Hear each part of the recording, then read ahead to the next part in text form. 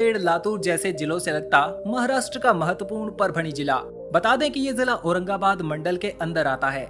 इस जिले को संतों की भूमि कहा जाता है क्योंकि यहाँ हिंदू, मुस्लिम, बौद्ध, जैन सभी धर्मों के कई मशहूर संतों की समाधियां और दरगाहें मौजूद हैं। परभणी को मिलाकर इस जिले में 9 तहसीलें पाई जाती हैं, जो मिलकर 6251 वर्ग किलोमीटर के इलाके में फैली हुई हैं। इस जिले की ज्योग्राफी की बात करें तो ये महाराष्ट्र के लगभग मध्य में मौजूद है, जो हिंगोली, बुल्धाना, नांदेड़, लातूर, बीड़ और जालना की सीमाओं से घिरा हुआ है।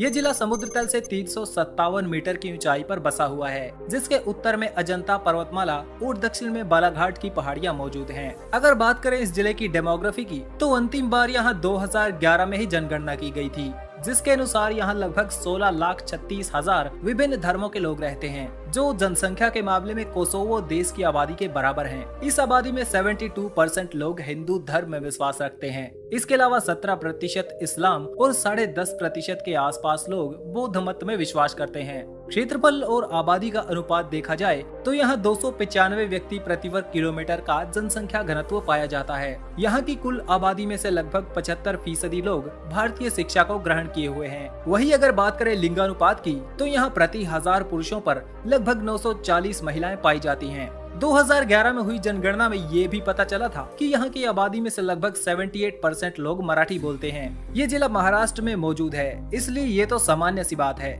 इसके अलावा यहाँ 12% लोग उर्दू, 5% हिंदी और 3% लंबाड़ी भाषा बोलते हैं। इस जिले के इतिहास की बात करें तो परभणी का इतिहास सही मायने में 16वीं शताब्दी से अस्तित्व में नजर आया था। साल 1596 से 1724 तक इस जिले के वर्तमान स्वरूप का एक बहुत बड़ा भाग पाथरी और वासीम की सरकारों के बीच बांट दिया गया था, जो कि उस समय की मुगल सत्ता के अंतर्गत आने वाले बेरार राज्य का अंग हुआ करती थी। 1724 में सकरखेड़ा की लड़ाई के बाद ये संपूर्ण भाग हैदराबाद के निजाम के अधीन आ गया और ये भारत के स्वतंत्र होने तक बना रहा। जैसा कि मैंने पहले बताया था, परभणी को संतों की भूमि कहा जाता है। मराठी हिंदू समुदाय में प्रसिद्ध हुए एक कवि जनाबाई भी यहाँ के गंगाखेड़ में पैदा हुए थे, जो 13वीं सदी के एक महान कवि हुए हैं। मुस्लिमों की तुराबुल हक दरगाह और जैनियों की प्रसिद्ध नीमगिरी गुफाएं काफी प्रसिद्ध हैं। ये भी कहा जाता है कि शिरडी वाले मशहूर साईं बाबा का जन्म भी इसी जिले में हुआ था। अब बात करते हैं परभणी जिले की अर्थव्यवस्था की। ये जिला महाराष्ट्र के सबसे पिछड़े इलाकों में से एक माना जाता है।